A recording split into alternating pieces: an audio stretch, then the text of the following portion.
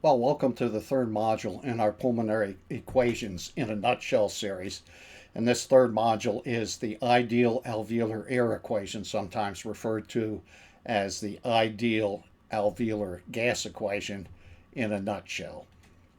So, starting out as we suggested in Module 2, the first thing we're going to do is look at the left side of the equation at our dependent variable, which in this case is the alveolar partial pressure of oxygen. So, we're looking to see what are the determinants of the alveolar partial pressure of oxygen. And this is going to tell us something about the partial pressure of oxygen at the gas exchange surfaces, that is, the alveoli. And if we look at our diagram here, we see that that is the air space where the air is in uh, direct contact with the pulmonary blood flow so that oxygen can leave the air and go into the blood, and CO2 can leave the blood and go into the air. But we're focused just on the oxygen part of the equation right now. And what we see is that the blood coming through the capillary starts as venous oxygenated blood, and by the time it gets to the end of the pulmonary capillary, it comes to pretty much diffusion equilibrium with the partial pressure of oxygen in the alveolar air. And so we're going to assume in most patients that there's diffusion equilibrium, which is a pretty good assumption for the most part. So we're going to also assume that the end capillary PO2 is approximately equal to the alveolar O2. The other way that we use the alveolar oxygen is it allows us to determine the upper limit that arterial oxygen could take place or could take on. And so if we look at large arteries, when we take an arterial blood gas, the P little AO2 could be as high as, but never higher than, the partial pressure of oxygen in the alveolus, because that's where the oxygen is coming from. We see that we never attain that, and we typically use a value of 5 to 20 millimeters of mercury for an alveolar arterial difference in the partial pressure of oxygen. Or if we express it as a ratio, the arterial oxygen is usually better than 3/4 of the alveolar oxygen in healthy people. But if we get lung disease, the P little AO2 can fall farther from the ideal value of the P big AO2. And so looking at the AA difference can tell us something is happening that is detrimental to movement of oxygen from the air to the blood. And that's probably the principal use of the P big AO2 in the clinic. And this ideal alveolar air equation probably is the one that you're most likely to use directly in the clinic in assessing patients. So after we look at the dependent variable, the next thing we do with equations is we look at what are the components that are determined that determine the dependent variable. That is the independent variables. And the first one we see here is the PiO2, or the partial pressure of oxygen in the inspired air. And so we sort of bracketed that here, and we usually measure that in the trachea after room air has been warmed to 37 degrees Celsius and saturated with water vapor to the tune of 47 millimeters of mercury. So we have the equation for PiO2, the inspired oxygen, that is the partial pressure of dry air. That is, we subtract back off the 47 millimeters of mercury of water vapor to get the barometric pressure of dry air, which we know is composed of 20.9% oxygen, or a fraction of oxygen, 0.209 if we're breathing room air. But we can change this value a fraction of inspired air under some circumstances, which we'll talk about a little bit again in a moment. So what we know is that barometric pressure is going to decrease with altitude, and if barometric pressure at altitude decreases PiO2, then we can see that our alveolar O2 is going to fall at once. We notice that the FiO2 can fall if our patient suffocates for some reason.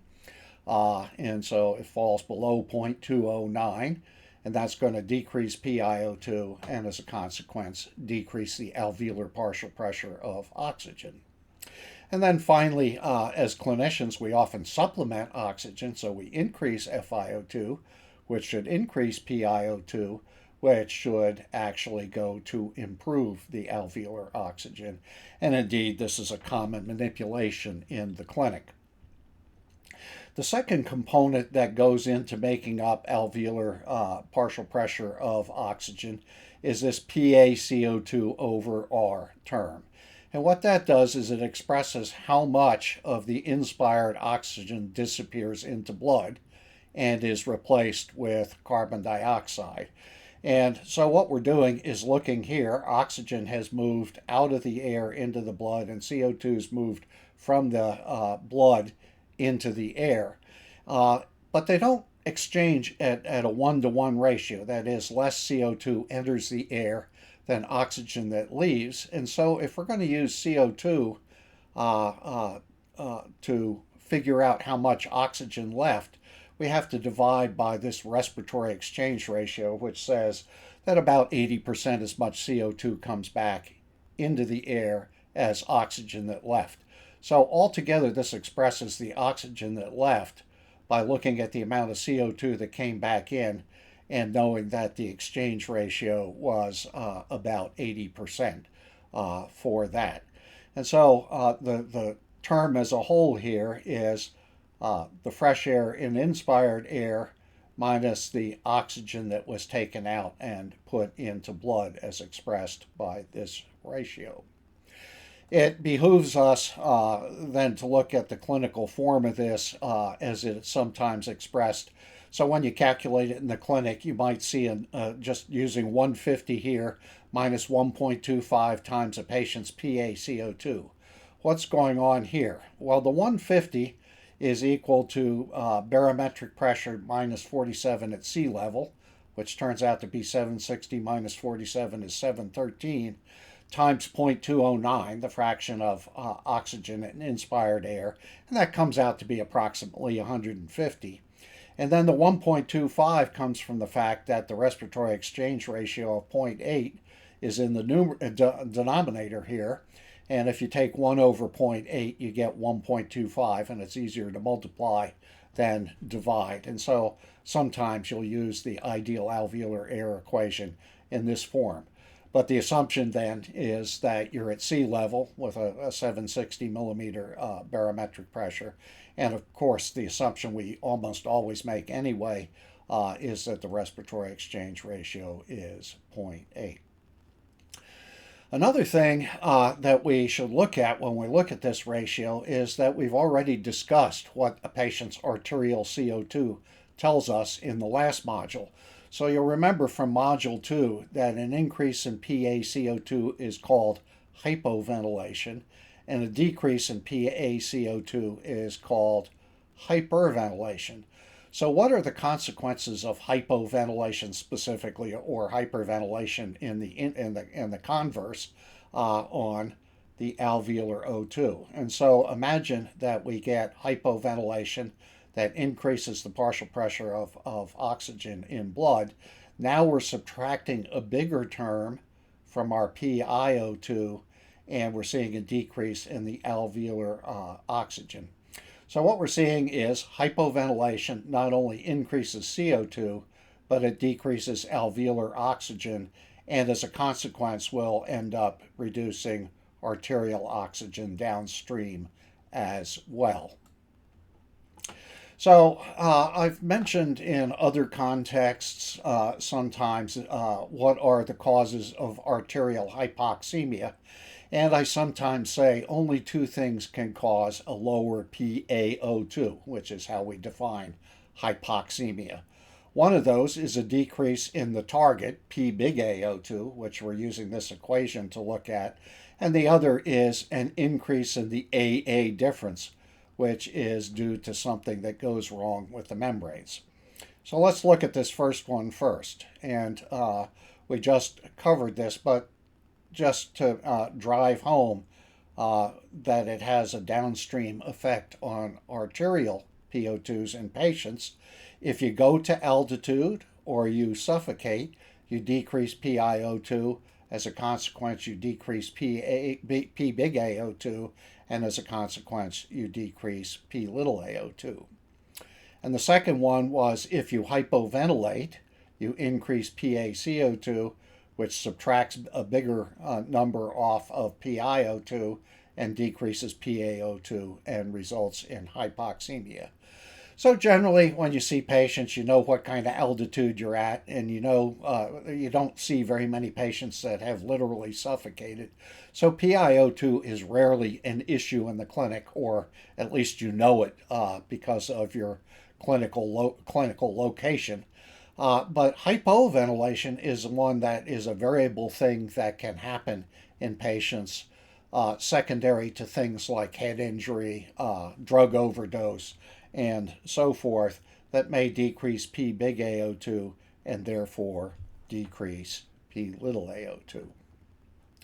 The second thing I said was an increase in the AA difference, an increase in the value in the alveolar air and in the arterial blood. So there's some degradation of the oxygen as we move through the system here from the airspace to the arterial blood. And we said there are a number of things that do that, like anatomical right to left shunt from the bronchial circulation and the Thebesian drainage in the left heart. But probably the major one is ventilation perfusion mismatching that causes a significant AA difference. And so we usually say that the AA difference is 3 millimeters of mercury per decade of life. So in a 20-year-old, 3 times 2 is 6, so at the 5 end of the spectrum. And in a 70-year-old, 3 times 7 is 21, so at the 20 end of the spectrum of normal values. So we expect the AA difference to increase with age.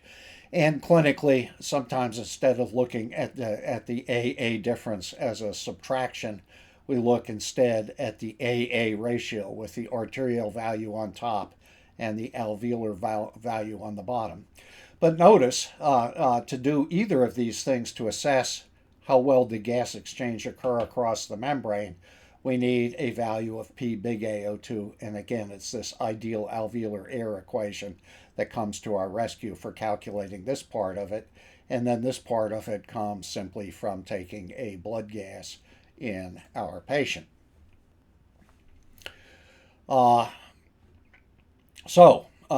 Just looking at the things that can cause an increase in AA difference, just to remind us, the major one is ventilation perfusion mismatching, and sort of the second one that is major is true right to left shunt. And basically we can think of both of these as being venous-like blood that at some value less than fully oxygenated, less than end capillary, gets dumped into the arterial blood as the blood moves from here to here.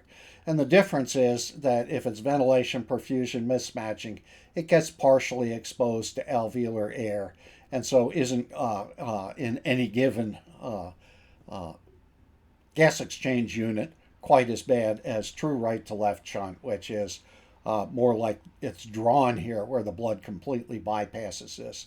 So you can tell them apart by giving oxygen to the patient, and if it's true right to left shunt, it won't help the patient. And if it's VQ mismatching, you'll be able to restore the arterial PO2 to some extent by giving giving supplemental oxygen, increasing the FiO2.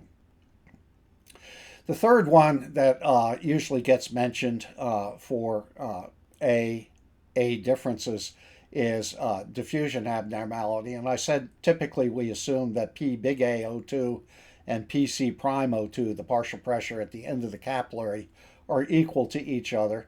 But in certain extreme lung disease cases, you may develop some diffusion abnormality such that PC prime O2 isn't quite as high as it is in the airspace. So diffusion abnormality would show up in a difference between P big AO2 and PC prime O2.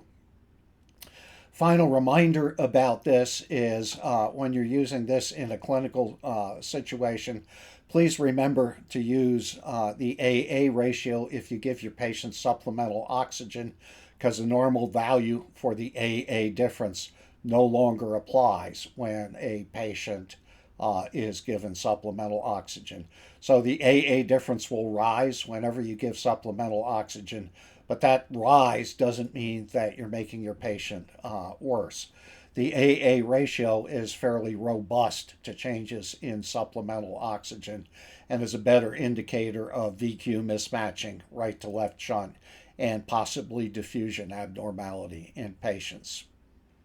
So that's the ideal alveolar air equation in a nutshell. Thank you for watching.